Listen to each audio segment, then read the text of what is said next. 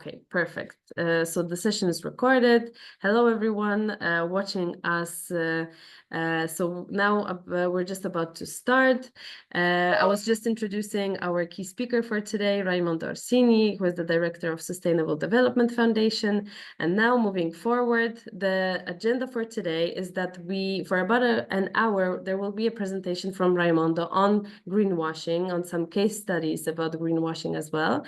And then for the last half an hour of our call, we're going to have a Q&A session. So we will have the space to ask questions that were not covered in the session earlier on.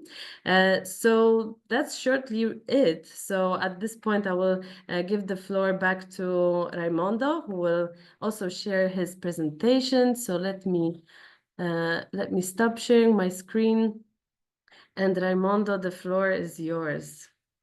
Thanks very much, Gosia. Hello, everybody. I'm very glad to be part of this initiative. I hope you can hear me well. Well, you were saying, Gosia, about the idea that we had to have in Rome my speech about greenwashing, and this has not been possible. But if you allow me, let me tell what happened that day, because I think it's very interesting. And as a joke, I always use it as a joke, but not only as a joke, because I was coming to the venue in Rome, and I neglected one thing. You know, when you gave me the directions as a speaker, as in Climate Reality, you wrote that is, and also for attendees, it is strongly advised to use public transport. And this was, in particularly for Rome, this is very important. And I neglected this because I decided that it was better for me to come there with my electric scooter, moped. And so I was coming there, and I didn't notice a stain oil left from a diesel car on the road while I was coming to the venue. So I completely fell on the ground, and I broke my ankle, and I was taken to the hospital, and with a terrible summer with 2 months with sticks. But it's nice because it was also like a battle between the new and the old mobility. I was going there with my electric scooter, say, okay, it's not public transport, but it's something zero emissions. And then I felt on a very low fashion way of, internal combustion engine. So my speech on greenwashing, as we're doing today, is focused also on oil companies and on some oil companies. So I was just making a joke that they knew that I was speaking about these, and they knew about my route, and they avoided me to be there. So, of course, this is a joke. I don't want to be called in trial by Annie, for example. So I'm very glad to be here with you. It's not a physical meeting, but I think we can make it live, and it's very important for me also to get your feedback during this webinar. Is not one way, it's not one direction. I think we can learn from each other. So before we go into the details of the greenwashing issue, let me just share my screen with you and show you and tell you a bit about my foundation where I work. The Italians may know it, of course, but sorry, I'm trying to. Okay, the Sustainable Development Foundation is an Italian think tank, is a research center, is a think tank, and the members are companies, an association of companies. Our president, who founded this body, was a former minister of environment in Italy from 1996 to 2000, Edo Ronchi, and he decided to leave the politics and to create this foundation to support the green economy in Italy and in Europe. So we do many things. As you can see from this slide, we have some initiatives, Italy for Climate. We do also Circular Economy Network, Green City, Recycling, Nature Positive, Shared Mobility, and States General of the Green Economy, many things. But we are, let's say, our main goal is to put together the companies and the word of the, let's say, the economic and business world together with the experts and research and the politicians in order to make some positive steps for decarbonization and for sustainable development. So I will not attack the companies directly and say they are guilty. Some of them somehow are guilty. Some of them are doing nice things. What we have to understand is where one thing happens and where the other thing happens today. Having said this, I would like to maybe make you a little bit warm up. So let's start with not a Mentimeter, but some poll where you can have a direct input. And I would like to make two questions to you. So about two topics that in the Green Deal and in Europe are one of the most discussed. One is the electric car, and one is the renewable sources in electricity production.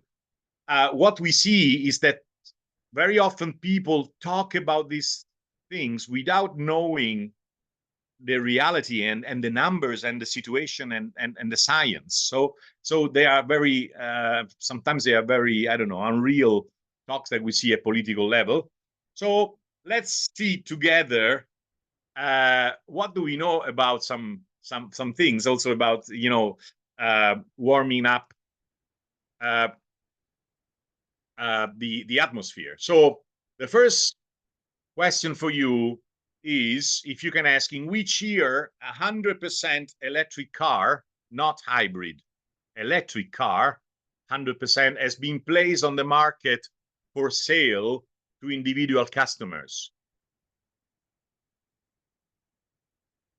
Okay, let's go with the votes.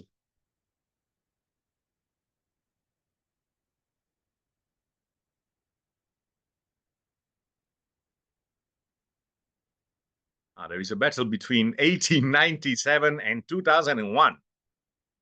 So I think,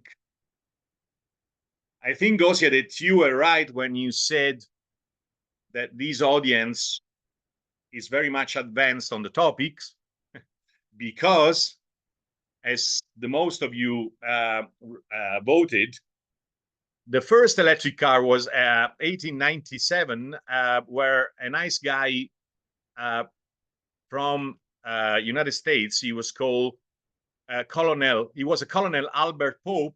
He decided to invest all of his money creating an electric car. What is very important is that when his friends told him, but why are you investing in an electric car? Well, now there is the oil industry. We know that, combustion engines will be the future. Why are you investing all your money? And he said, it's in 1897, he said, it's cleaner, it's less noisy. And I'm sure that nobody will want to sit on top of an explosion. They will all prefer the electric car. What happened? He has lost all his money.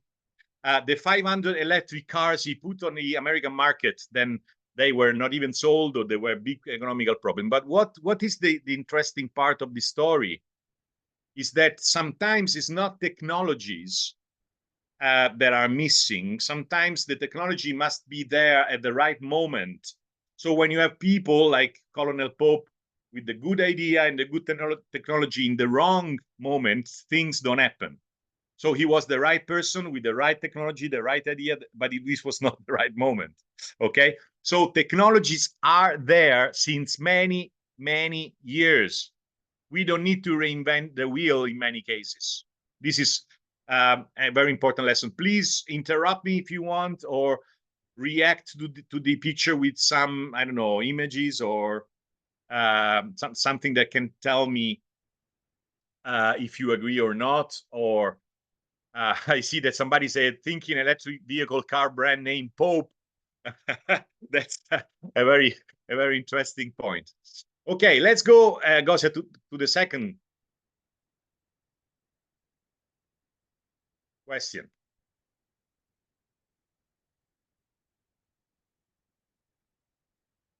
Which is the percentage of renewable sources, zero emissions, or renewable in European electricity production in 2023?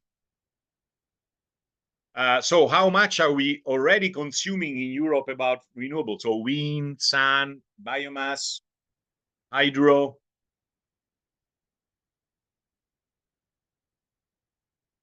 this is a question that it's in Italy we always get the very wrong answer to, because in Italy there is a strong debate, political debate, where people say, and some politicians say, renewables will never be enough. We need fossil fuels, we need other sources, because renewable will not be enough. And if you include electric car and electrification of heating for the houses, they are not enough. Well, I don't know if all voted.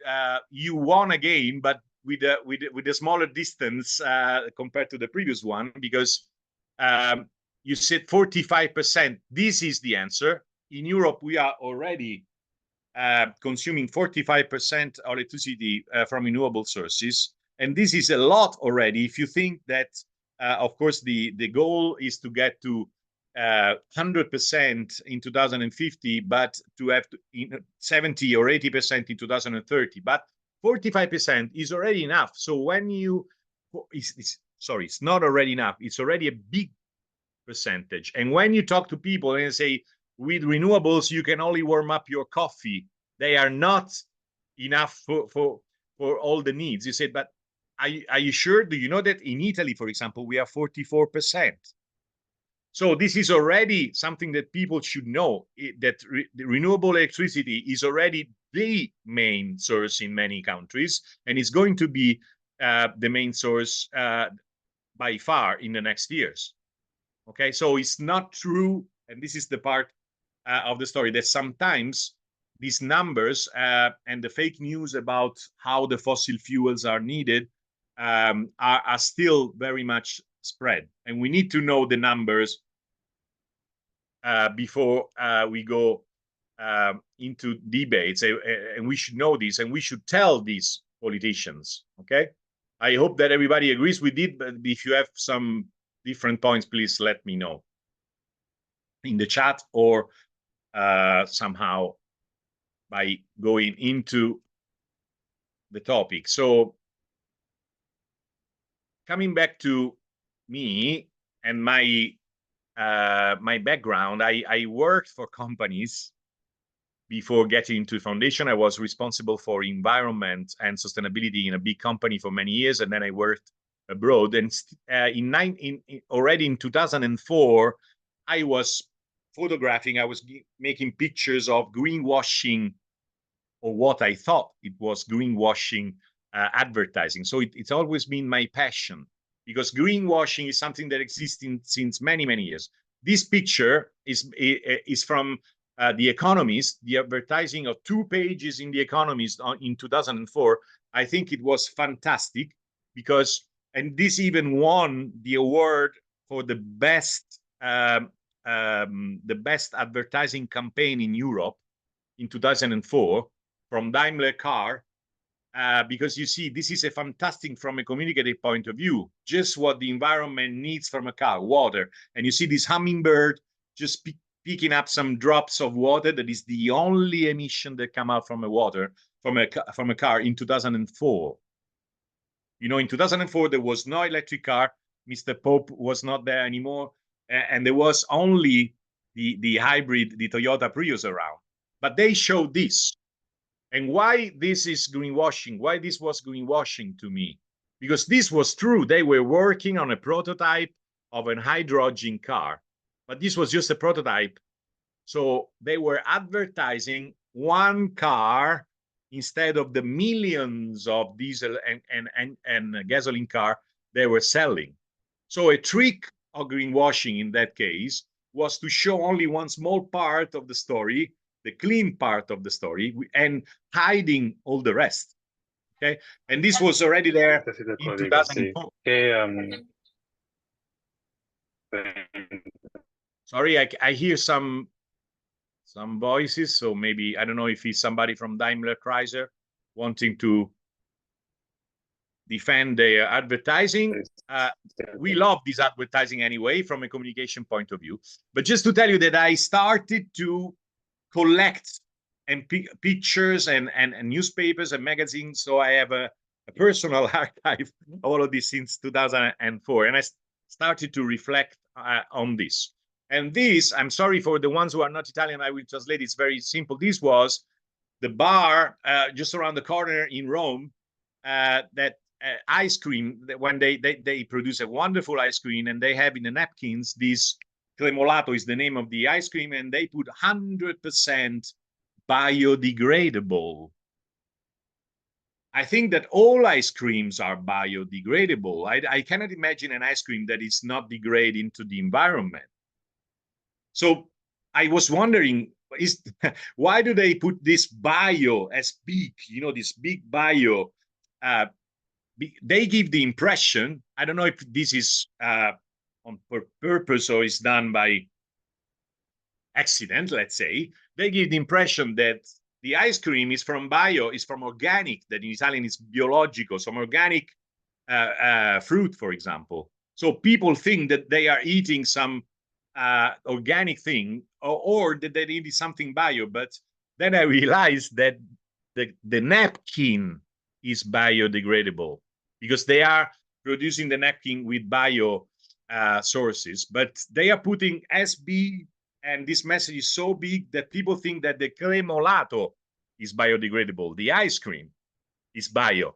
So this is just to give you an example of that greenwashing can be done by purpose, so wanting to cheat, but can be done also because people don't know which is the effect of some communication. Anyway, I will let you know where this is, where they produce this ice cream in Rome, if you happen to be Rome, because it's fantastic, even if it's not organic. There is a question, say, how can we determine whether the percentage that is being proposed as green is the minority or majority of the whole production? Often we don't have the whole picture or data that might enable us to define whether it is greenwashing or not. Okay, so the data and the sources are very important.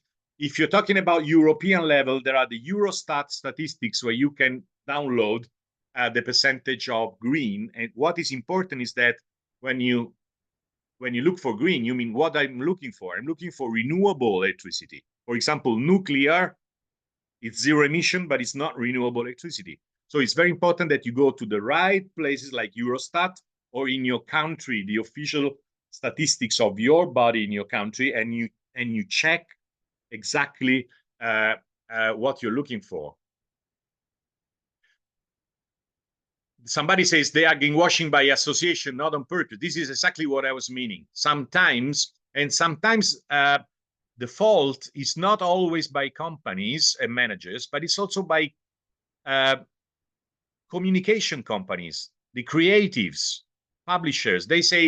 They propose something that is very sexy from a communication point of view, but it's very greenwashing, and they are not aware that it's very greenwashing. So sometimes the problem of culture of greenwashing is spread, and it's not only in the top managers, but in other cases, this is in top managers. Okay, let's go ahead. I use some phrases of some famous people to lead us in this webinar. So this one from Shakespeare, I think it's very interesting. No legacy is so rich as honesty. What does it mean? It means that really honesty and telling the truth is something that lasts. It's something that is a good legacy. And why I say this, because if we think about communication and greenwashing and techniques of communication, sometimes telling the truth, or showing the truth about climate, this is exactly the opposite of greenwashing. So we talk about greenwashing starting from its opposite, telling the truth. Look, for example, what this guy from in Italy, Fabiano Ventura, he was a photographer, and he decided to go exactly in the same spots in the world, in the glaciers and the Alps and the mountains, where they made pictures 100 years ago, and he wanted to do exactly in the same spot, the same square meter, doing exactly the same picture of the same mountain, and compare it to see what happened with climate change in those glaciers and those mountains. This project on the traces of glaciers was sponsored by some companies very active in renewable energies like Enel, for example.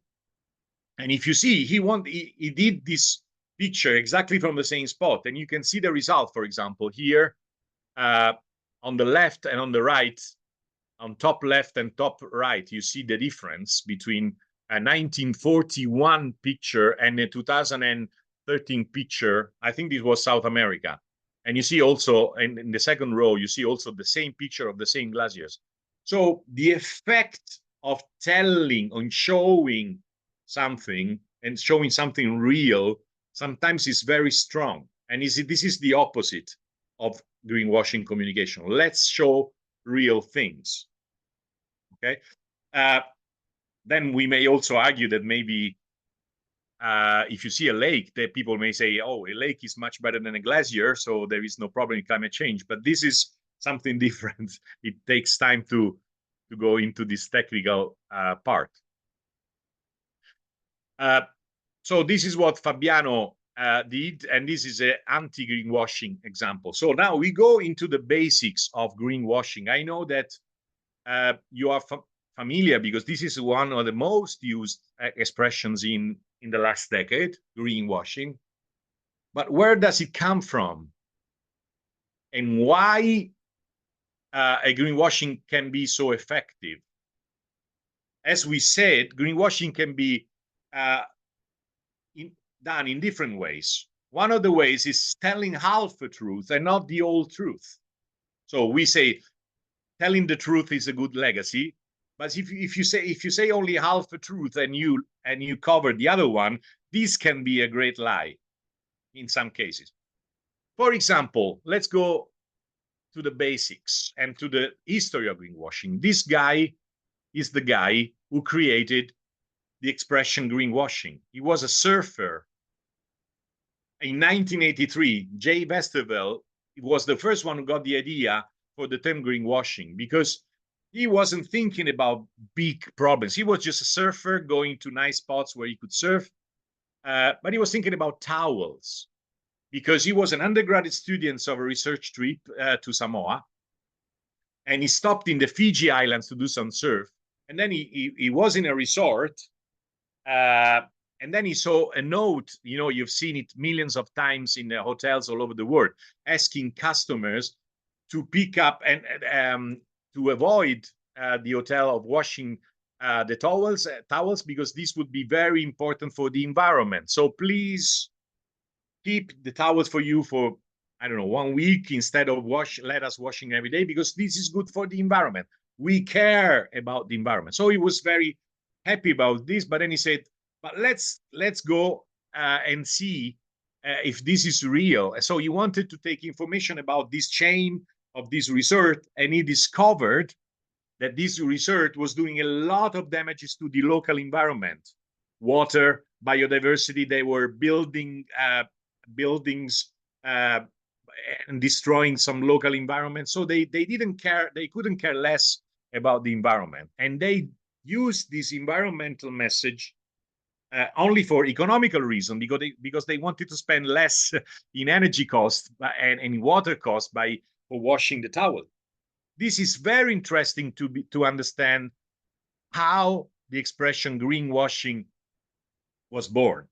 It was something real and correct, because if you ask your customers not to wash the towels, then you're doing something very correct for the environment. So it was a good news, a good story, but this was just a minor part of the behavior. So you're just painting green and about your action in companies. So this was the start of greenwashing expression. May I just add a thing? Yes, please. I'm Corrado Iannucci. I'm greenwashing passionate. I just want to add that Mr. Wanderwald, I have difficulties with the right pronunciation, confessed soon after that he was going to the hotel to take the towels. So it is quite ironic in my view that a potential thief invented the word greenwashing, you know? That's very interesting. You know, surfers and thefts can be the good friends of the planet. We can make a nice story about this. I didn't know that. Thanks. Sometimes you create an expression like greenwashing that is very effective from communication, and you don't know. What is important is that now he's not a millionaire consultant with his own big firm of communication like I was expecting, you know, using this, you know, this intuition to make a lot of money all over the world. And he started some local NGOs to protect fishes and turtles. So he did something that is the opposite of greenwashing afterward. He said he took his passion and did some real actions without advertising them, just for the benefit of doing them. This is the story. So thanks for this. Thanks. I will add this to my next presentations in the future, that he went there to steal the towels. If you look, there are many official definitions of greenwashing now. I like this one, but there are many other ones. The process of conveying a false impression or providing misleading information about how a company's products are more environmentally sound. But there are many. I know, I'm sure that you are very familiar with you know, the meaning of greenwashing, but it's important how it all got started. Basically, we see companies walking in one direction and talking in another direction. So they very good angels in talking. If you go to conferences, everybody's green, everybody's sustainable. All companies will tell you that they will be net zero tomorrow. They are very good in talking, but then if you go and see what they do in reality, they do the opposite. So the greenwashing is that, you know, this kind of, let's say, double face or the split of your body, where you have the mouth from one side and the rest of the body going to the other side. Why do they do this? Why do they do greenwashing? What is very important to understand is that greenwashing can be a strategy. So we have seen that greenwashing in many cases is not done on purpose, but in many other cases, it is a strategy. It is a communication strategy. Why? Because they analyze one thing that already Winston Churchill told many years ago, that a lie gets halfway around the world before the truth has had the chance to get on its pants. Because when you shoot something that is not real but it's very effective, then it goes everywhere, and the reputation, your reputation improves, while the truth sometimes is very difficult even to be understood or even to be checked out. You know, so they know when they use greenwashing as a strategy, they know that it sometimes can be very effective. So sometimes it's done on purpose to get results for marketing and communication. Can be very effective. Of course, that's a principle of fake news. Exactly. That's exactly the principle of fake news. And they are very hard to be discovered and to be also, let's say, criticized or to give opposite to them, because once they go so far, they are so strong, then people continue to repeat it, and then it becomes a truth, you know. So it's very important to understand this point. There is one question. They say, isn't it the case that greenwashing is also sponsoring an activity promoting or highlighting climate-related issues so the customer perceive you, the sponsor, as green? For instance, Annie and others do. Okay, we'll see later about Annie and others, but the question is right. We will have also some question and answer at the end in the final part, so we will see also this point. So going ahead, thanks for the greenwashing example in Ireland. I will just check it out and see if it can be part of my archive. Maybe you are familiar with this TerraChoice study of 2010. So already. May I just add another thing? Sorry again. Yes. I think that we all should be ready to forgive somehow some companies, at least, because we should consider that becoming green takes a lot of time, a lot of money, and there is not a direct and clear relationship between becoming more green or green and a higher profit. So companies think very carefully about becoming green or not, and as a consequence, making greenwashing or not. There are many good reasons from the corporate's point of view about being green or not, as a consequence, making greenwashing or not. Yes, thanks for this. This is, in the next slides, we will go into this topic. You are saying something that is very important. Sometimes changing your many times, changing your business processes, changing your impacts and getting greener and more sustainable, it's very costly. So in many cases, companies are in a kind of crossroad where they have to decide whether to face these investments and this cost, or do something that is much cheaper, a communication campaign that changes their reputation so they don't need to change in reality.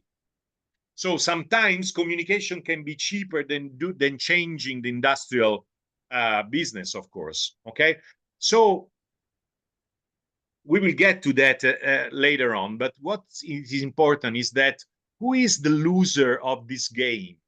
The loser of this game are us, customers, but also, please keep in mind this, the companies who are doing the right thing and who see that all their competitors are just doing greenwashing.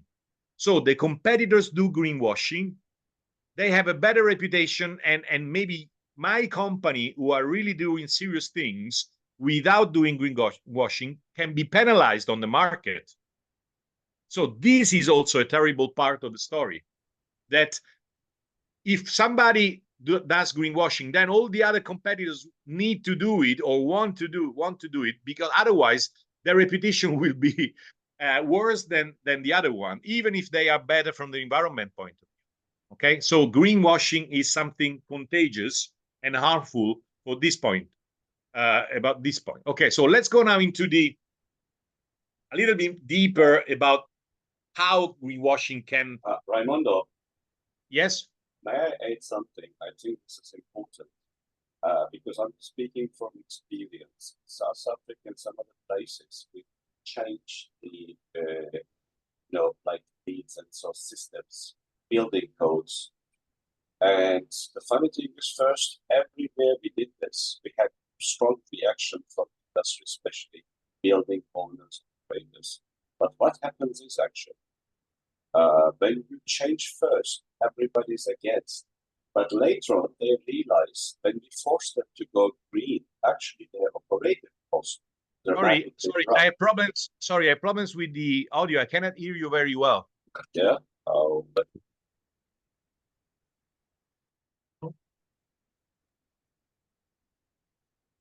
hello. Yes, maybe it's better. Try again. Yeah, is it better now? Yes. Thanks. Okay, I unplugged my headphone.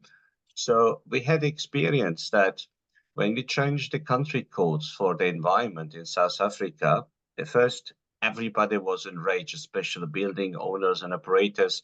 They were really suing us that we are making it impossible for them to survive as the businesses. But later on, they started to thank us because with the new legislation, depending on the size, they had to change the systems, they had to produce their own energy and so on. But what happened is, averagely, commercial buildings reduced their operational cost minimum by 40%.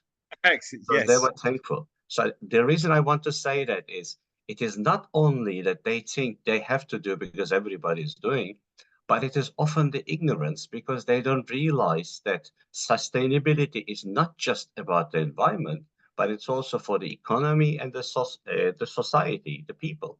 Yes. So we have to teach them that by going green, they can be more profitable. it's not just greenwashing they should be doing, but actually improve this is. operationally.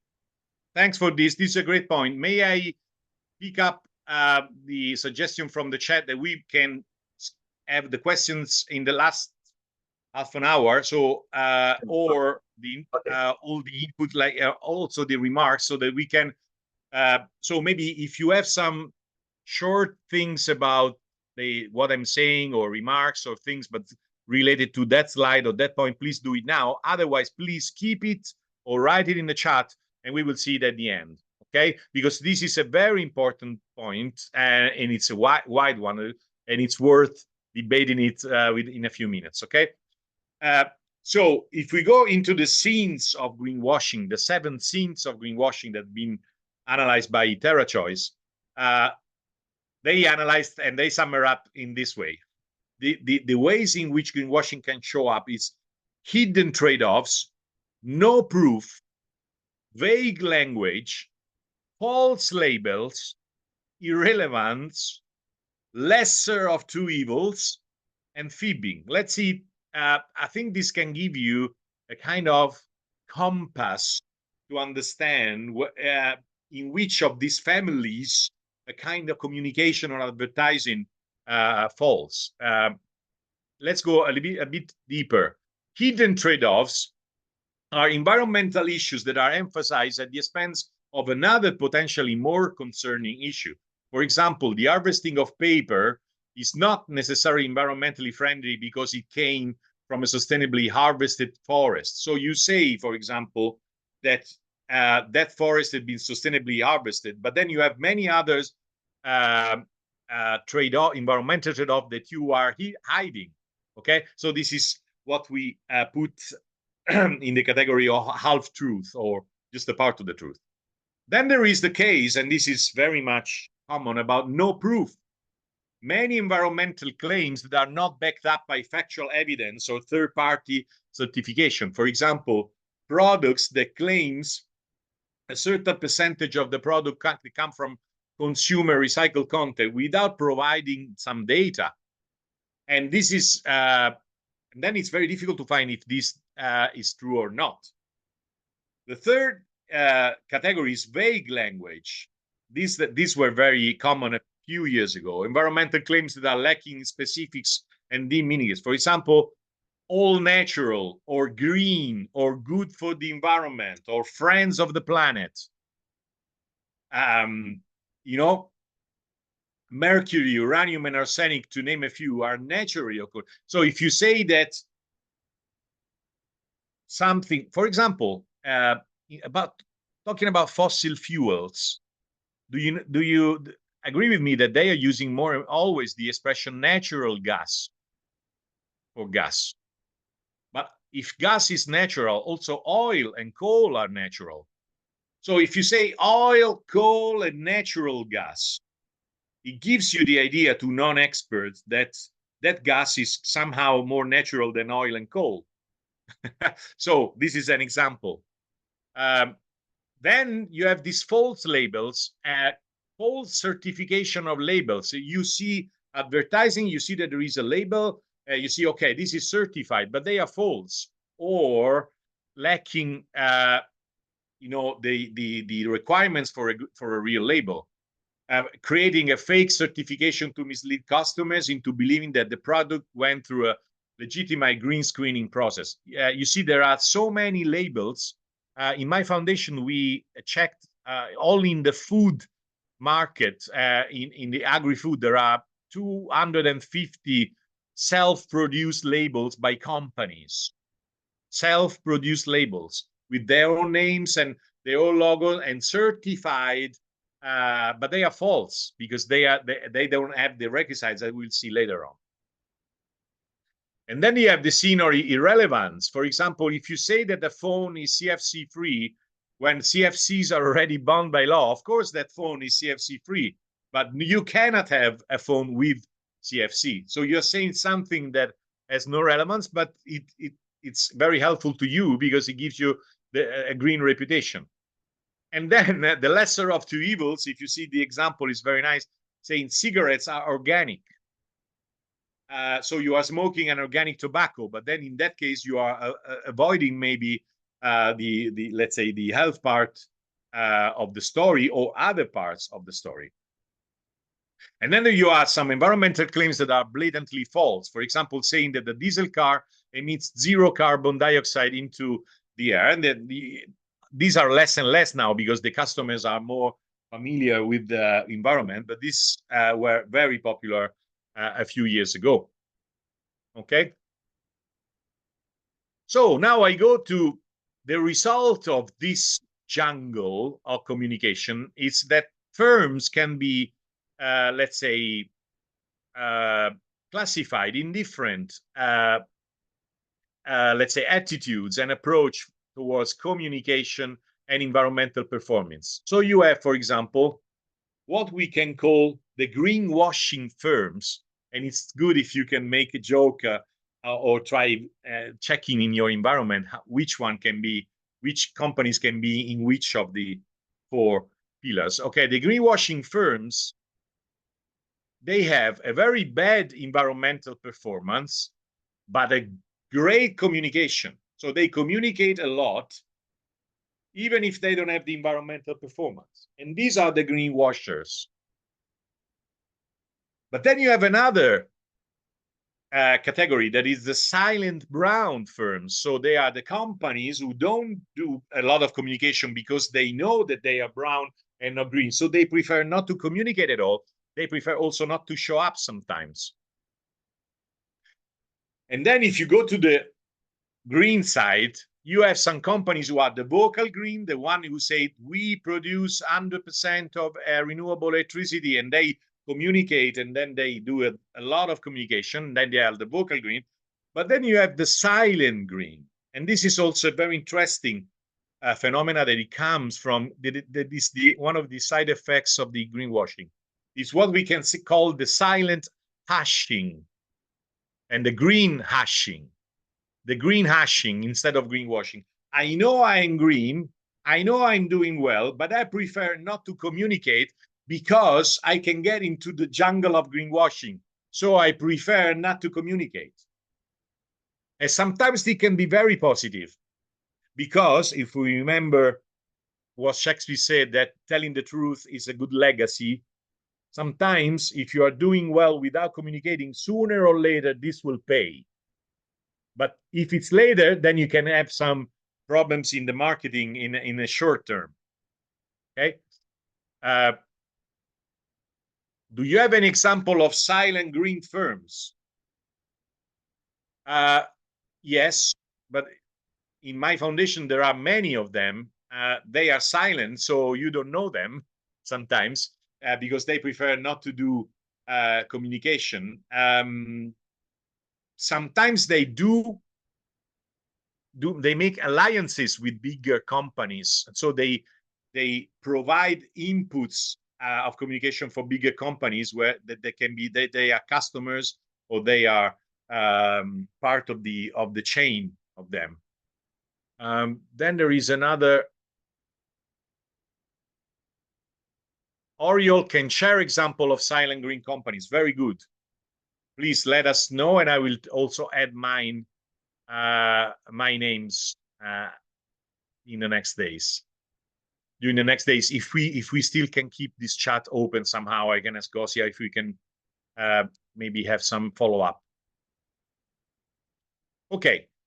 Having said this, let's go into the practical example, and let's take 3 iconic cases that I know you may be very much familiar with. And this is a video. I hope that it works. I don't know if it maybe it doesn't work. This is an advertising campaign of Eni in Sanremo 2024. Sanremo is a very famous TV musical and songs show in Italy, and they were sponsoring Sanremo. Eni, they had a very good spot. I'm sorry, I cannot show it now. It doesn't. There is a problem with link, but it's you can find it on Google. They were showing good things they are doing. So the question I make to you, if I go into some example, and Eni is one of the example, why Italians, and not only Italians, NGOs and green NGOs publicly attack Eni for greenwashing? Why? If we see the spot, or if you see the communication, sometimes they are absolutely real. For example, this spot, it was about, if I'm right, about Eni Live. So what they are doing for sustainable mobility with, you know, providing some biodiesel or car sharing schemes, car share mobility mechanism, electric cars, charger. So they were just advertising this. So this is not greenwashing, but why? Why? You see these pictures, why you have Legambiente, the Italian NGO from Environment Association, say enemy of the planet, making joke between Eni and becoming enemy of the planet. Then you have also Extinction Rebellion attacking, and Greenpeace attacking Eni and other NGOs. Why, if they are communicating in a very scientific way the good things they do, why can this be considered greenwashing? The answer is this one, because if you see, and this is our official data from Eni report, if you see the Eni's 2023 energy mix, you know, Eni is a big energy producer. You see that 86% is oil and gas, and only 6% is renewable. And if you see the investments and the capex plan for investment of Eni for the next 2024, 2027, they will invest. Sorry, there is a mistake in the number. They will invest 16% in renewables and 84% in oil and gas. So the communication and the advertising are not greenwashing in se, because they are telling right things. But if they are telling a part of their story, a small part of the story, and they are not telling the big part, this is what the environmentalists and the associations argue against Eni. So it's not a greenwashing of that specific video or advertising campaign. But if you only tell this story and you hide that your investments are done and will be done for the next years mainly on fossil fuels, then you are giving the image of a company that is not real. This is the very important part. And so if a company tells you, but why shall I invest on renewable? I can decide whether to invest to, but if you want to stick to the Paris Agreement, if you want to stick to the climate change, fighting against climate change, you cannot invest 84% investments in oil and gas for until 2027, because this will not make possible to get to zero emission in 2040 or 45 as requested by the Paris Agreement. Okay, is this clear? This form of greenwashing is clear to you? Let's see. Let me open the chat.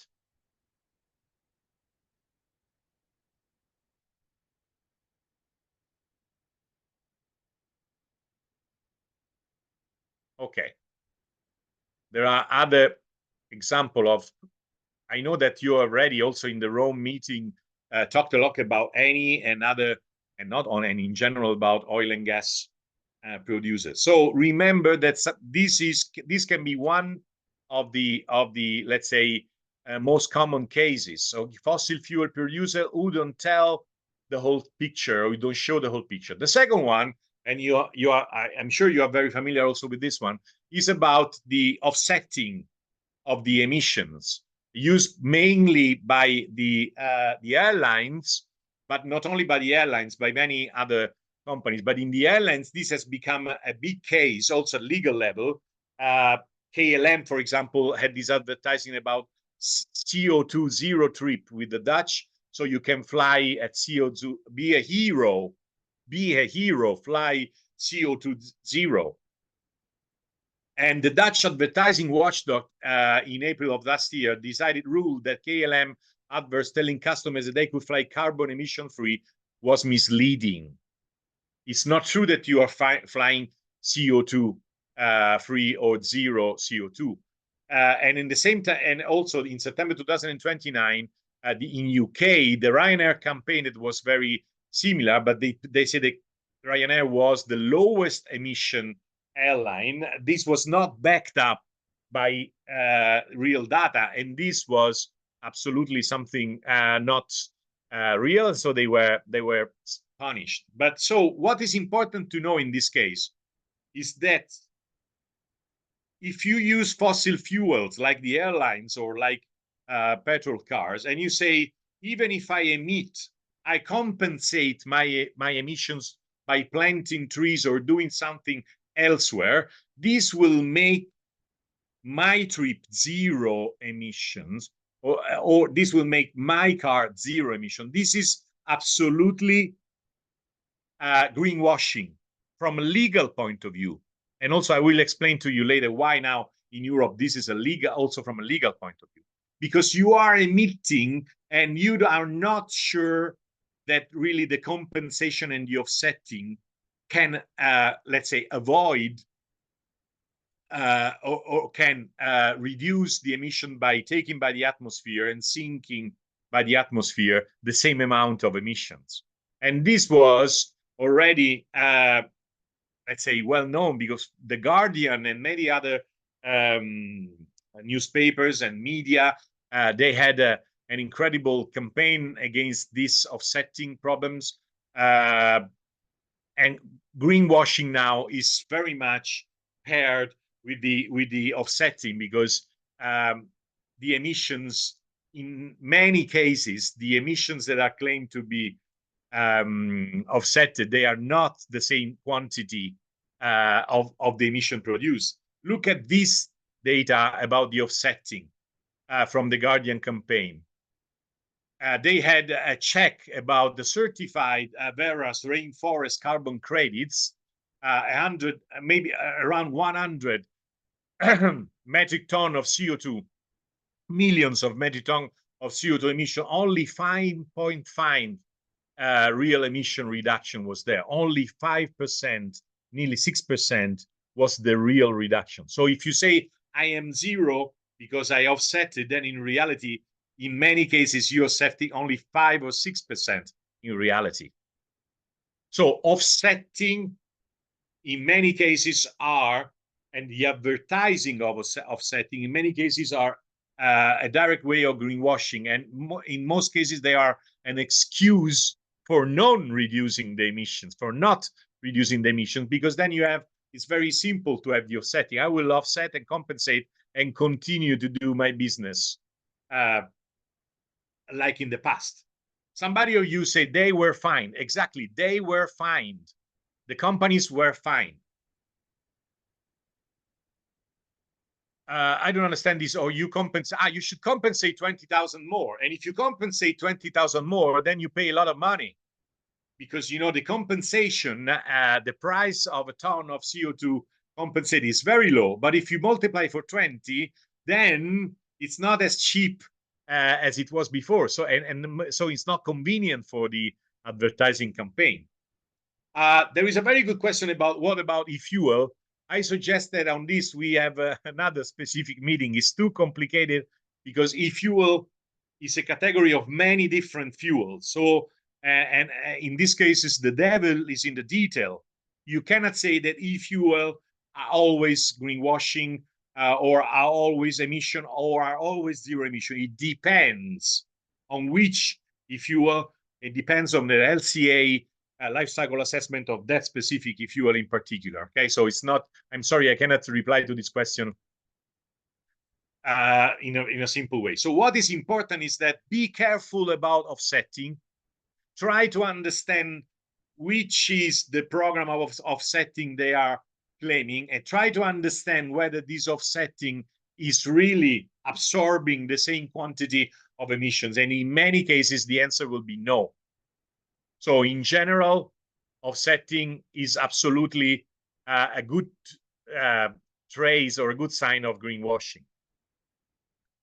This is the European Commission data that tells you, sorry, this is in Italian, let's say the removal part from the atmosphere, what is called assorbimenti, normally cannot be more than 10% compared to the emissions. So a serious policy from a company would be to reduce by 90% the emissions and then to leave an average of 10% of not removable emission that you can offset, because this is really something that the planet can afford.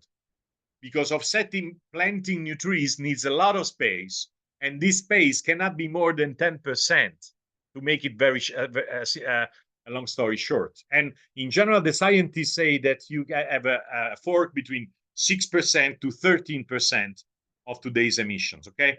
Keep in mind this number, and if you have a company that tells you that they are zero emissions because they offsetted 100% of the emissions, be sure that is a greenwashing right now. The other thing is about what is called the corporate net zero strategies by companies.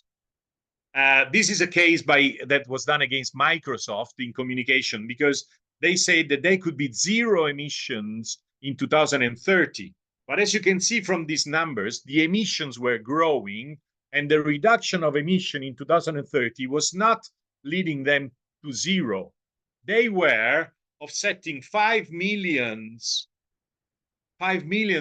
of tons in 2030 that can lead them to say that they were at zero emissions. So offsetting was a lot compared to their emission. They were not going to zero emission. The real emissions were still very high. And if the offsetting is not proven as something effective, then they were, even if they claim that they were at zero emissions, this cannot be supported by evidence. The real evidence would be to reduce the emission in 2030 almost to zero and to offset the rest. I spotted this on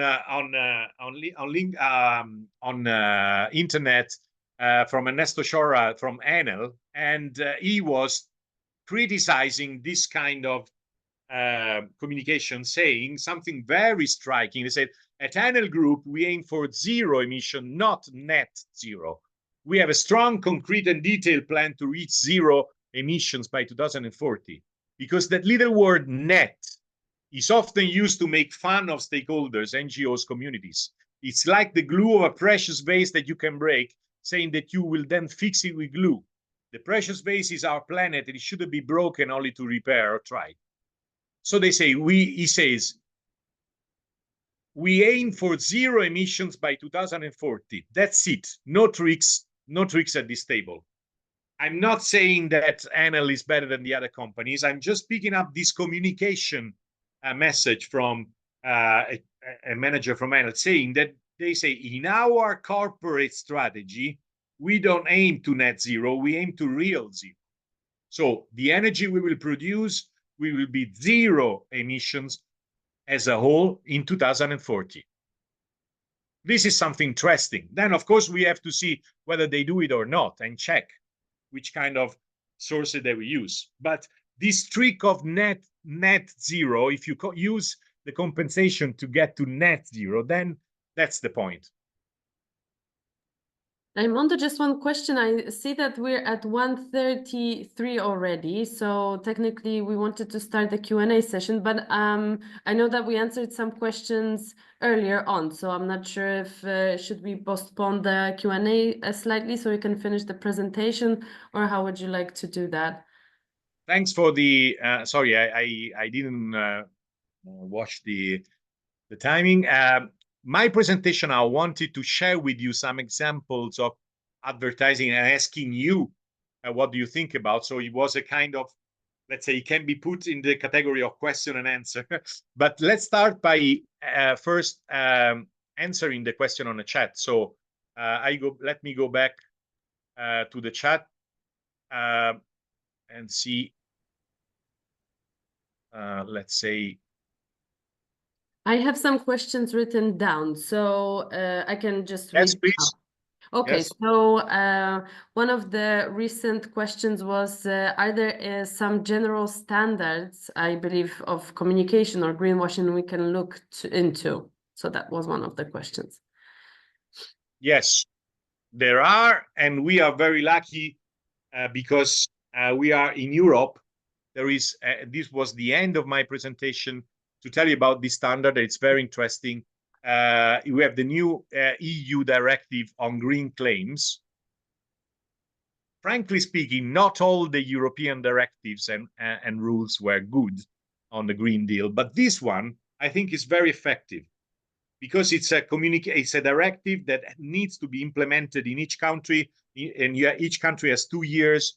So it's about in 2026 we will see it implemented in all the countries and give you some standards or at least some guidelines that you have to follow for communication.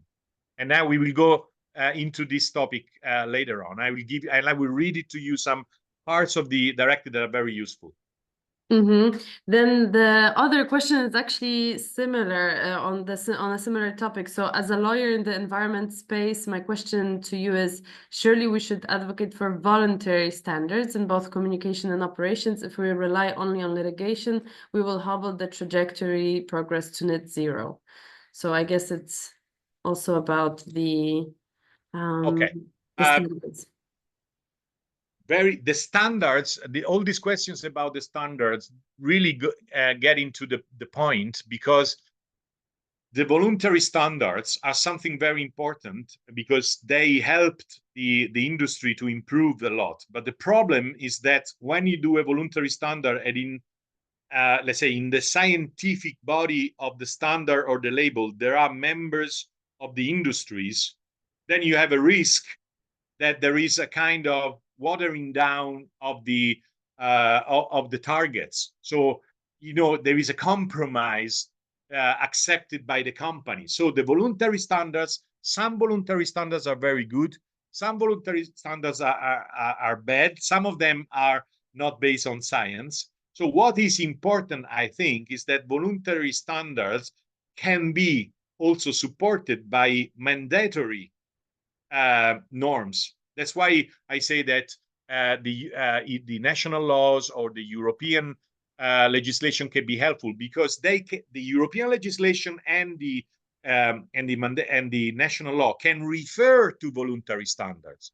They can say, for example, that a standard can be used because that standard, let's say, complies with the common target. Okay, so I'm not saying that voluntary standards are not useful, and they are very much useful, but if there is not a link with some mandatory goal, maybe linked with the Paris Agreement, linked to some science-based initiative, then we have a problem.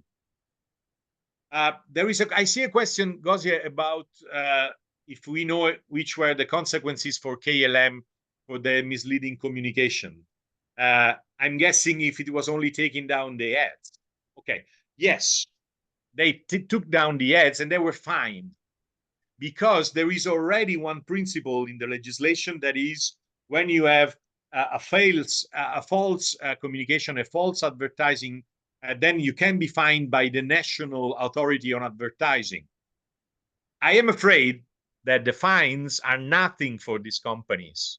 So if KLM has been fined for 100,000 euro, compared to the big reputation of saying, be a hero, fly net zero, this is nothing, for example. I see some raised hands. Just a question for you on, following on from voluntary standards and the link to regulations and legal implementation. I think that the real key here is that, when we're moving towards a overall net zero, or zero, as Enel says, that we have an ability, as you correctly show in your presentation, to address not just the scientific but also the economic aspects. Yes. And I think my question is, do we have an understanding of what these standards are, so that if you do default to litigation, which is very expensive and very time consuming, that we can cut to the chase and say, no, you know, that we don't get a situation like you have 100,000 euro fine for essentially millions and millions of euro damages. So the question is, you know, in what way do you link all of this to an ongoing growth in knowledge of how to apply the regulations and the law?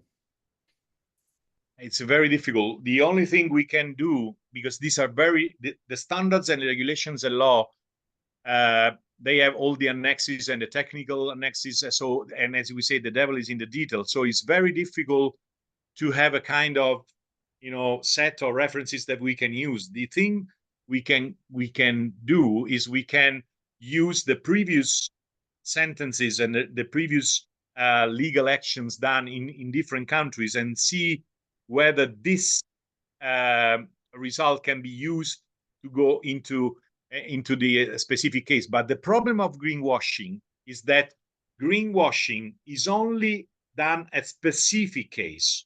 You cannot judge a company for greenwashing. You have to judge their communication campaign. So each communication campaign has a different detail, and you have to focus on that.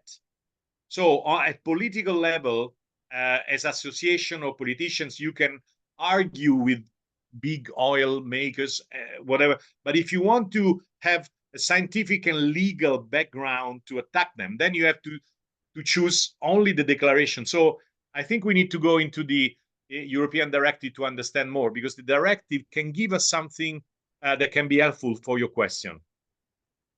Thank you.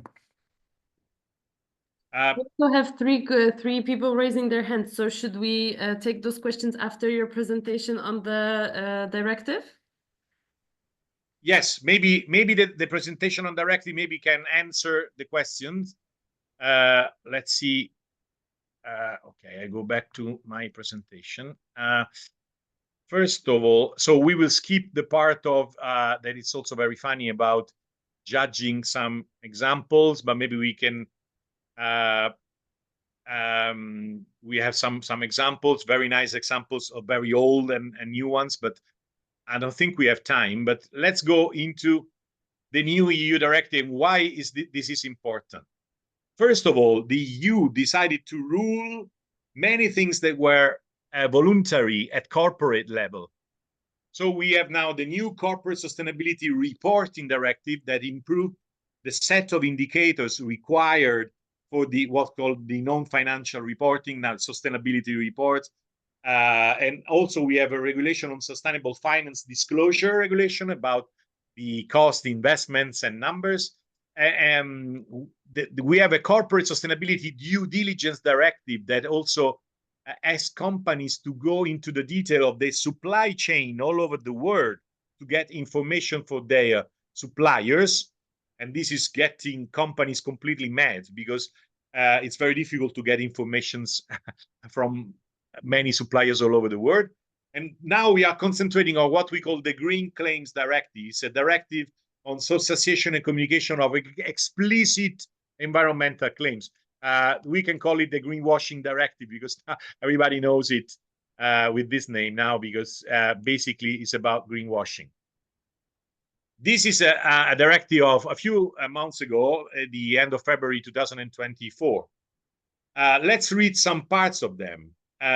Environmental claims, in particular climate-related claims, in particular climate, increasingly relate to future performance in the form of a transition to carbon or climate neutrality by a certain date. So my company will be net zero tomorrow. Through such claims, traders create the impression that consumers contribute to a low carbon economy by purchasing their products. To ensure the fairness and credibility of such claims, the previous directive should be amended to prohibit such claims following a case-by-case assessment, where they are not supported by clear objective, publicly available and verifiable commitment and targets given by the trader, so the company that communicates, and set out in a detailed, realistic implementation plan that shows how those commitments and targets will be achieved and that allocates resources to that end. It seems like a very bureaucratic and lawyer's wording, but if you see it a little bit with more attention, let's take an example. My company says that I will be net zero emissions in 2035. Okay. And if you buy my product, you know that I will be net zero. So I'm very much committed to climate. But if I don't provide publicly available and verifiable commitments and targets, so I have to publish this, and everybody should check my targets that I declare, and they should be open to everybody. And this is very easy. I can do it. But the second part, nobody does it at the moment. I have to communicate my detailed and realistic implementation plan of my company that shows how those commitments and targets will be achieved. So I have to say how much I will do in offsetting, how much I will do in new and renewable sources of electricity, how much I will do by reduction of palm oil and deforestation, with numbers, plan, and projects in my company, and year in which I will do this. So I will communicate exactly how can I make this real. And this is not done at the moment. So it's something hidden at the moment.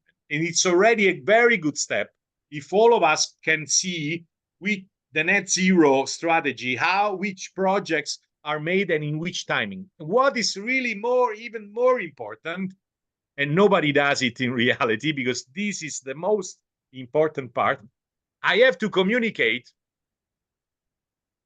how many resources I allocate to that end, money and people. How much money shall I invest? And we all know that if we want to get net zero, if, for example, we are producing, I don't know, shampoos or tomatoes or cars, I need to change my process, okay?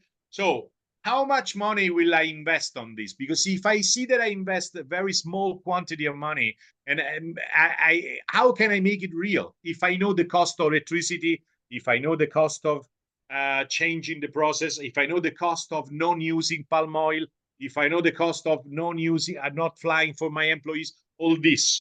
So how can I get it there? Can you show me, please, how much money are you investing in this? And this is exactly what makes some claims greenwashing, because if they don't show this, their advertising campaign or their communication can be prohibited by the national authority. It can be fined by the national authority. I can tell you this is a good step, because if you follow this, I think that more than a half of the green claims by companies now will not be complained to this today. Let's go ahead. Sorry, I cannot. I don't know why it doesn't. Okay. Read this. It is particularly important to prohibit the making of claims based on the offsetting of greenhouse gases emissions, that a product, either a good service, has a neutral, reduced, or positive impact on the environment in terms of greenhouse gas emissions.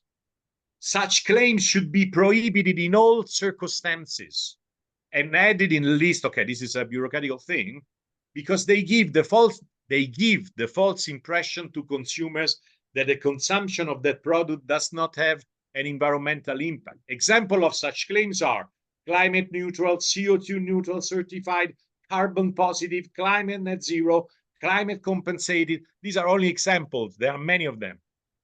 Such claims should only be allowed when they are based on the actual life cycle impact of the product in question, and not based on the offsetting of greenhouse gas emission outside the product's value chain. So this directive makes absolutely prohibited, or let's say avoid the advertising and the communication by KLM, because if I fly and I emit with my airplanes a certain quantity of CO2, and then I plant trees in Mozambique, I am outside the actual life cycle impact of my product.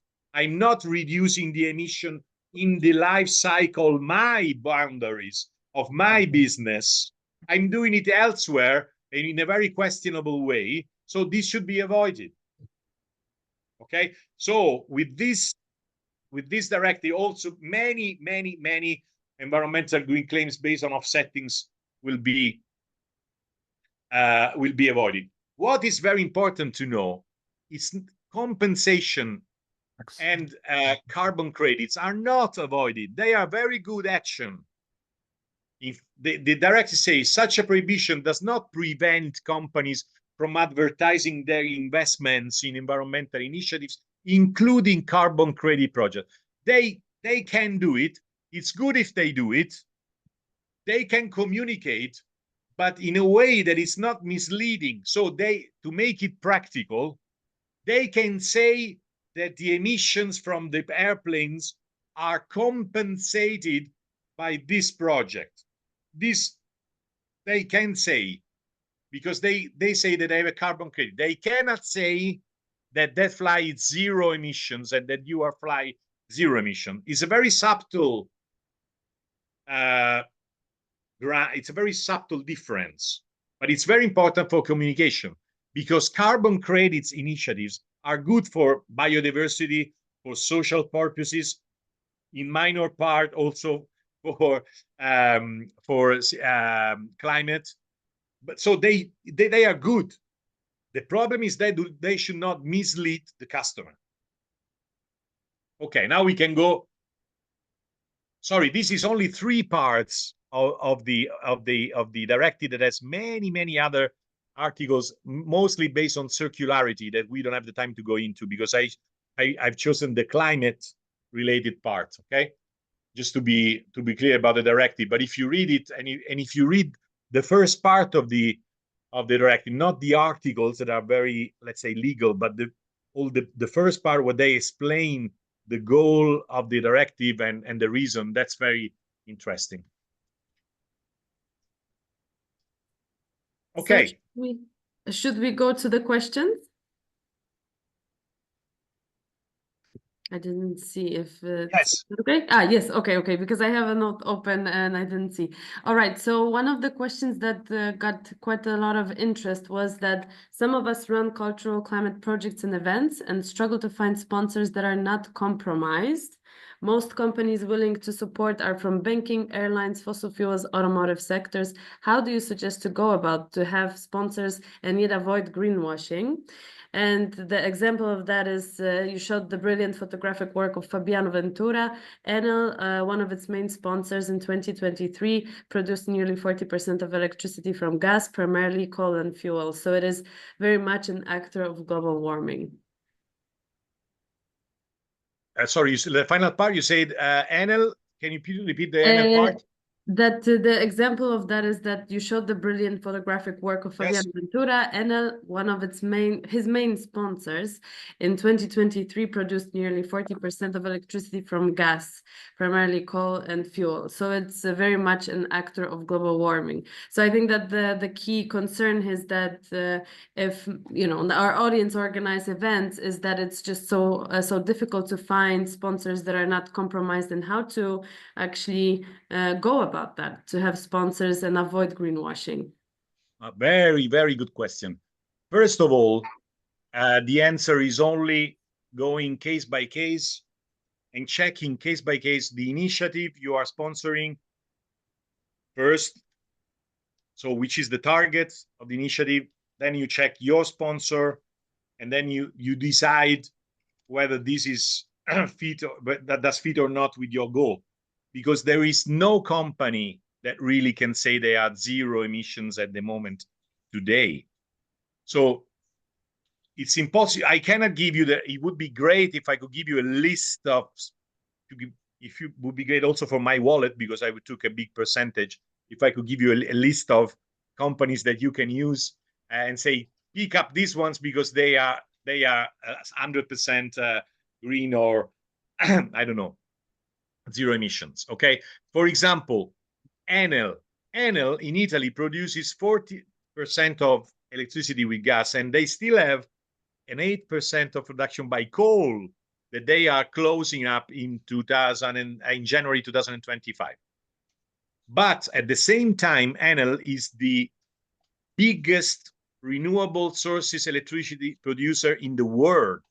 So at world level, the energy mix of Enel is the greenest in terms of renewable sources. Okay, so they are very good in this sense. And Fabiano, who I know personally, was also very smart, because I think the sponsor for the on the Traces of Glaciers was not Enel Group, but Enel Green Power. So it was the company of renewable. Okay, 100% renewables. I think if I'm right. What is important, I think, is to check case by case and see in my foundation, how can we, for example, when we do accept, I don't know, a new member, a company member, we know that there are two kinds of companies. What we call core green, the company whose product and service is green. So the core business, for example, if you produce solar panels, only electric cars, heat pumps, recycling, public transport, bicycles, your main product or service, your corporate, let's say, core business is what we call core green. Okay, and they are safe somehow because their main business is green. Then there are the other ones that are the majority in the world, what we call the go green. So they are the companies who are changing and improving their process, in order to reduce in reality their emissions and to do their best with the existing technologies, and they to go towards green, even if their product or service is not directly green. Okay, and in this case, the only thing you can do is to check case by case if a go green company is enough green for you and for your initiative. But I have to tell you that there is a third category that we, by joke, we call the never greens. Who are the never greens that I would never advise to be a sponsor? The ones whose main business, the core business, is fossil fuels, or is mainly fossil fuels, but also other businesses who can be the opposite of the core green. So if you have a company whose energy mix is 95% fossil fuels, that's a very clear instruction, even if they advertise a small part that they do 5%, and they don't tell you it's 5% of something green. So there is not a direct answer to this question. You have to check case by case, and you have to make questions to your sponsors. And can you please tell me if your net zero strategy is about offsetting and compensation, or if you are producing, for example, a new to grid electricity from renewable sources? How much are you investing in solar panels? How much are you investing in heat pumps? How much are you investing in electric cars in your company? You can make these questions and check whether they are serious or not. Raimondo, can we just ask one more question, at least one more if we can? I think David had his hand up, so please go ahead. Thanks, Garcia. Great presentation, Raimondo. Really, really helpful. Thank you. I have two questions. One is on when you presented the types of companies based on how they communicate sustainability.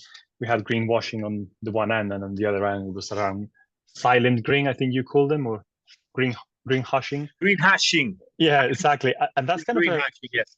Yeah, it's kind of an issue if you operate in a business that forms part of a carbon-intensive sort of industry. So my question there is, what advice would you give to a business that operates in a carbon-intensive industry to communicate around sustainability, given the challenges around greenwashing? So that's one question. And then the second one. Sorry, can you make some examples? Yeah, so for example, you may see, you mentioned KLM, for example, so aviation industry.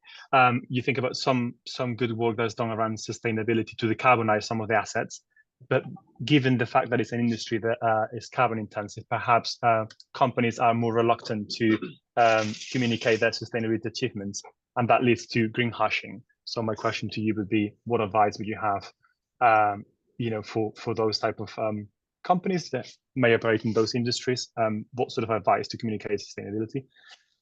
And then the second one is just on fake news, and use a very good quote from Winston Churchill. It feels like companies perhaps are becoming, or could become, an easy target for accusations on greenwashing. That I'm just flipping it on its head a little bit. So to your point about fake news, but then the reputational damage that a company may receive for being accused of greenwashing is difficult to recover. What would you advise to a company that has gone through that to sort of recover from that reputational damage? That's just flipping it on its head a little bit. Thank you. Thanks. Thanks for this very, very nice question, important question. To answer the first one, I need to go back to my presentation. Your question was about if you are a carbon intensive company, how can you communicate? Would you just prefer silence and being silent, or how can you communicate? In this case, and this was the end of my presentation, this was a Buddha phrase, and he said, 3 things cannot be long hidden: the sun, the moon, and the truth. The truth at the end comes up. So it's very important, if you are a carbon intensive, that you, first of all, don't try to hide that your business has some problems. Don't try to hide it, and communicate. Don't try to trick, don't use tricks. Don't try to mislead numbers. Don't try to say you are 0 emissions because you are using a fuel that you are not sure about the real environmental performance. So avoid tricks. Admit that you have some problems, but at the same time, your business has also some important advantages. We don't want to stop flying. We need flying for many reasons. So try to start from the situation and the truth, and say, we are investing on this new fuel. This new fuel can allow us, we hope it can allow us in 2 years to reduce by 20% our emissions. Or we have chosen a new project. Instead of compensating strange things in Morocco or in Africa that we don't know about, we are installing panels, new panels of electricity that will provide renewable sources to the whole city of Rome. You know, something that is real, is measurable, and it gives you the impression that you are doing your best. So I would suggest this. And the second question was, if you have a bad reputation, how can you, from a greenwashing accuse or a trial, how can you improve? Again, and we've seen it in some cases, it's very good if you admit that you had something, and then you are modified and you are improved now, and you have changed business and you have improved your business. So admit. I think the customers, what they need is sincerity, because it's more important, sincerity on the planet and climate issue, than sincerity on the product. Because if you say my product is the best in the world, it's not true, but the customers will accept this because they know that you are simply promoting your product, and they say, okay, he's saying that's the best in the world, but it's not true. But if you say, if you fly with me, the planet is safe because it's net zero, and it's not true, this is something that offends the future generations, my sons, the sons of my sons, our planet. So it's something that is more important than your product. So in this case, sincerity is the best thing to do. And I'm sorry, this is a very general answer, but then you have to see in practical what does it mean. You have to have good advisors for communication. Okay, Raimondo, I noticed that we're already past the time when the webinar ends. So I'm thinking that we still have 2 questions left and a few in the chat. So we could either do it, if you still have the time, to stay just for a few more minutes with those who Yes, have please. the time as well. Happy Okay, stay. okay. Very glad that there are questions. Okay, so if anybody wants to stay and has some more questions, then maybe we can just extend the webinar to say 10 or 15 more minutes. I'm not sure how long are you available, Raimondo. Yes, it's okay. 10-15 minutes Okay. is perfect. Okay, great. So I see 2 people who have questions. So feel free, Corrado or Dr. Bayram. No questions, just it's Corrado speaking. No questions, just some more tips. First, not only corporates do greenwashing, also states like Japan or Norway do greenwashing. Second, many companies are so scared and afraid of greenwashing in terms of reputation, in terms of decrease of reputation, that they prefer to stay steady, do not move, do not become green, not to be accused to be greenwashing. Third, do not think that the so-called watchdogs do not do greenwashing, because, for instance, FSC, the one certifying the forests, has been accused of greenwashing. So greenwashing is everywhere, and it belongs to all of us. It's everywhere, greenwashing. That's all. Yes, it's true. And greenwashing is not only by companies, it's by governments, it's by media, it's by NGOs. The very important thing is to understand whether this is a strategy and is a willing part, and this should be fought against, or it comes from lack of knowledge about something.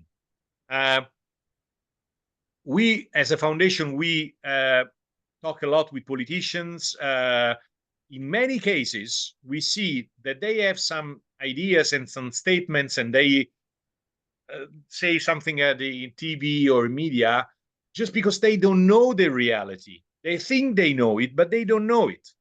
If you know that Mentimeter that we made at the beginning of this webinar, if I do it in the Italian Parliament, you would laugh about the answers. So what is important, I think, and what we are talking about now, because you are activists, you want to do something for your country, you want to use maybe some legal possibilities, is when you find a deliberate greenwashing strategy, that's the first thing that should be fought, because the normal consumer, the normal customer, doesn't have the time and the passion that we have. So when they read zero emissions from this milk, it's at zero emissions, good for the planet, they believe it. They cannot go into the internet and check and see and find out, like in some milks, that what is zero emission is only the packaging in reality. And they say it's zero emission, but it's only they don't have this time. So what is important is greenwashing is everywhere, but there are different levels of greenwashing, and there are different dangers from this greenwashing, and there are also some different approaches to greenwashing so we should concentrate on the most dangerous part of this, that is related almost always to climate and to climate effects.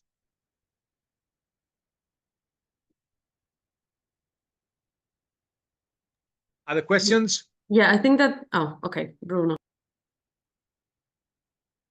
Okay, I want to put a very general question. I fully agree with the idea that you said at the beginning of your talk while presenting your foundation. That is the idea that it is a mistake to think that all companies do wrong things. However, there is one point that needs to be clarified, and on which it's probably very difficult to find an agreement with companies and perhaps also among us. It concerns the quantity of objects that they want to produce and sell.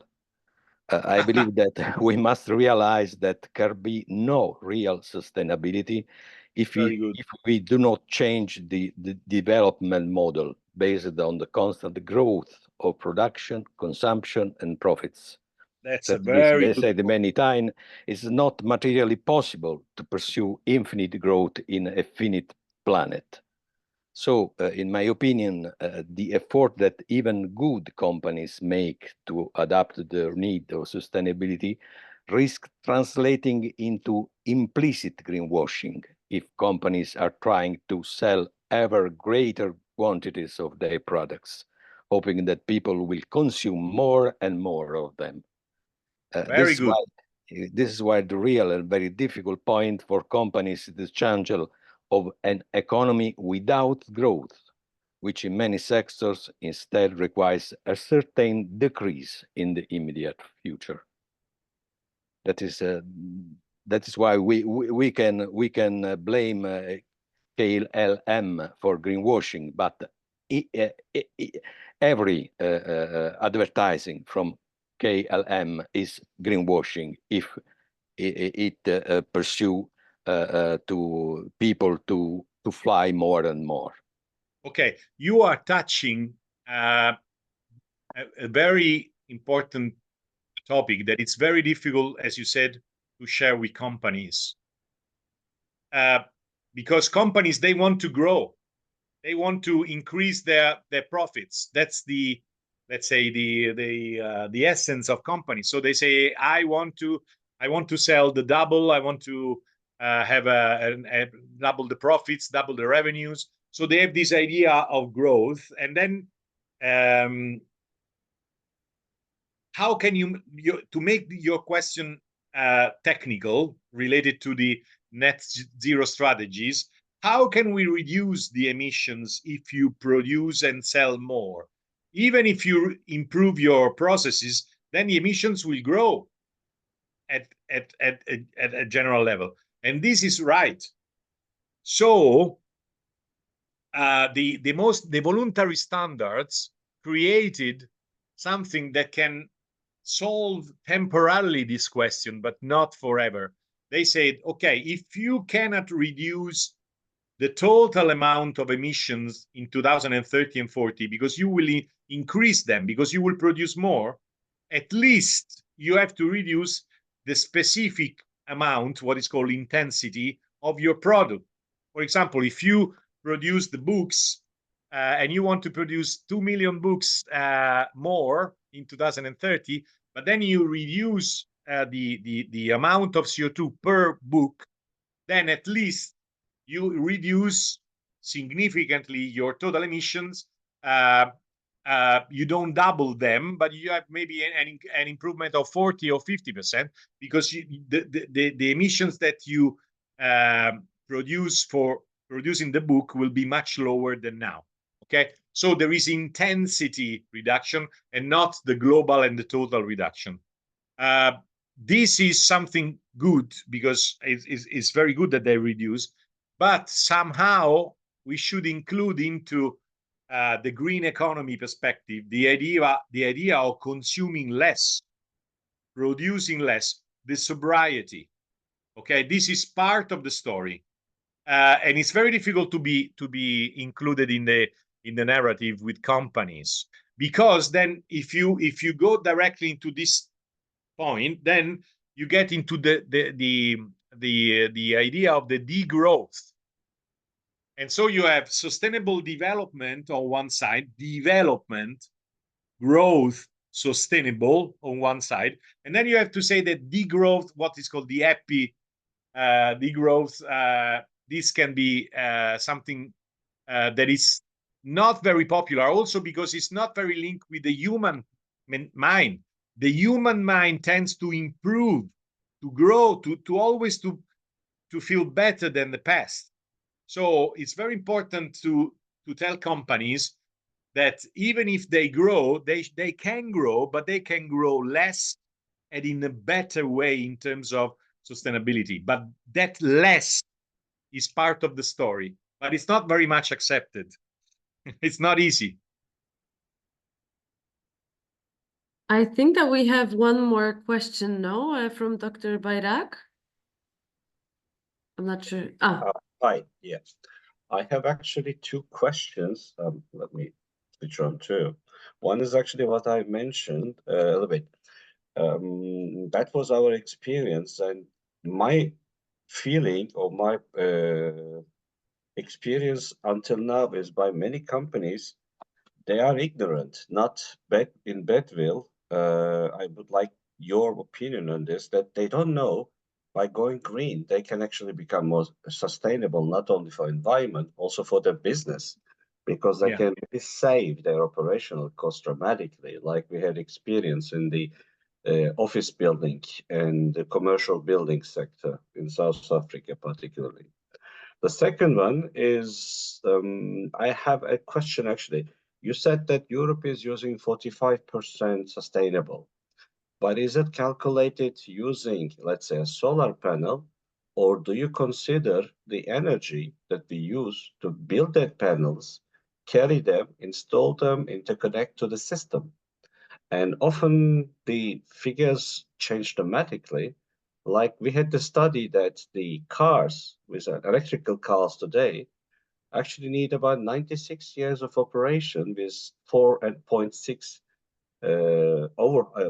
recycling of the battery in order to reach the zero level, that the impact that battery caused by the mining and production of the battery. It's a huge impact around the environment. So actually today we are offsetting combustion, but we are creating a huge impact on the environment and a very negative impact, just this mining and all the process. Do you consider these figures, or just after the production? Okay. This is a very important topic, and is about the electric car. This is the most common criticism to the electric car. But coming from, I will go to that. But coming to the first question, when we say that in Europe or in Italy, 45% of the electricity is produced by renewable sources, we mean that we calculate, we don't include what we call the life cycle of the whole, the life cycle that includes also the production of solar panels or windmills, but it's not included for renewables, and it's not included also for fossil fuels, because if you include the life cycles and the scrapping of a gas power plant or the oil power plant, this is a lot. Okay, so in the common method, while for renewables it's very small, the part, the impact of production of a solar panel that will work for 20 years, the impact on these 20 years of the production is very small, even if you produce it in China or in a country like in Eastern Europe where you have, I don't know, coal, 70% of coal, you know. So that the answer to the question is no, it's only the percentage, but for renewables, this is not an advantage. Talking about the electric car. Raimondo, so second, I'm in the construction business, so I designed all these systems, and I designed also the factories. So my experience and knowledge saying actually the opposite. The impact, the cost, energy balance cost for renewables, including the destruction, is only second best to the nuclear power plants, which are the most disastrous ones. So at the moment, our renewable industry is not renewable, and I am a person who's really promoting for this. So yes, but it would be great to see your numbers, because all the numbers I've seen tell the opposite. But of course, we need to maybe we need to get in contact and see your numbers, okay? Yeah, sure. And I give you my numbers or the other numbers. About the electric car, this is the core of the political debate in Italy concerning the Green Deal, for example. It has become a kind of, I don't know, it's everybody talks about the environmental impact of cars. I always do a joke when I take a taxi. I ask taxi driver about electric cars, what they think, and they come out with very strange quotes of impossible studies that they have listened, I don't know what. First of all, nobody can say that a car, even if it's fully electric, has low impact or zero impact environmental. Absolutely not. The only way of moving without having an impact, maybe, or with a very small impact, is walking and then cycling that has an impact, but not that big. So the electric car has an impact on the environment, okay? It all depends on which indicators are we calculating, because if you calculate the greenhouse gases emissions, and you don't include, for example, all the circularity parts of the mining and the social part of the mining in Africa and the children, all this part of for the batteries and all the rare earth and materials. But if you calculate the life cycle of electric car, and you for the whole life cycle, including the scrapping, and maybe you take for granted that this has, I don't know, 100,000 kilometers as an average, and you calculate this, it's true that the production of batteries, meaning the heart of the electric car, so the production phase of the electric car has higher emissions than the production phase of diesel and gasoline car. That's for sure, because to produce those batteries, you need, and in the countries where they are produced now, you emit much more than the production of the diesel car or gasoline car. But the production phase is only a minor part in terms of CO2 of the whole life cycle and use of a car, because the use phase of the emissions that you produce by burning fuels for 100,000 kilometers are much higher in the diesel and electric car and gasoline car than the electric car. So the total amount in terms of greenhouse gases is still in favor of the electric car. And now, but then if you consider that those countries, all countries are in, they need to improve under the Paris agreement, their emissions, they need to reduce the emissions. So the emissions for producing the batteries will be lower in the future. So you will lower down the emissions. So to make a long story short, I'm not saying, and I think we cannot say that electric car is the solution to climate change and to emissions from the transport sector, because it still produces a lot of emissions, okay? And it has some problems on the minerals and the mining and on the social aspects, many other problems. We are not saying that this is the universal recipe for happiness and zero emission. But if we concentrate on greenhouse gases and climate, it is much better than the diesel and gasoline cars.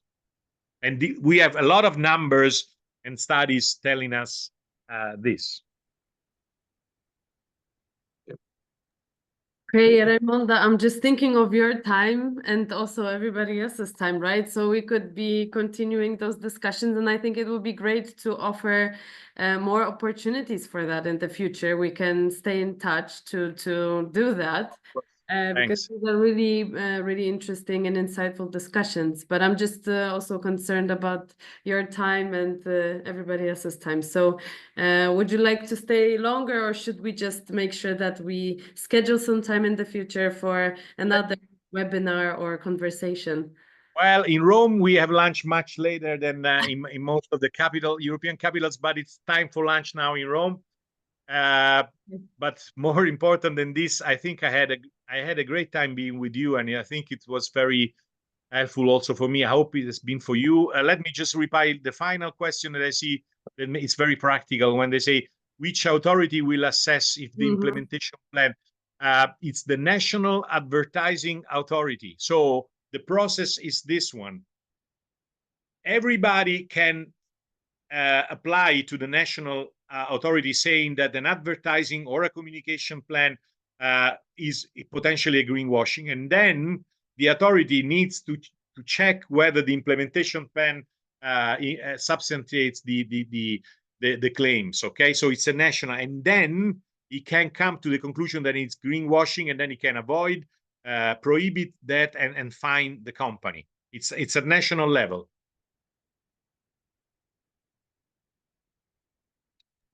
Great. I took some notes, and I will definitely reach out to you to check if there are any other resources that we could share with our audience, because we will be writing a follow-up message to all the participants, so we can include all the important information links to that note too. So be on the lookout for an email. That's to all participants, and Raimondo, we stay in touch.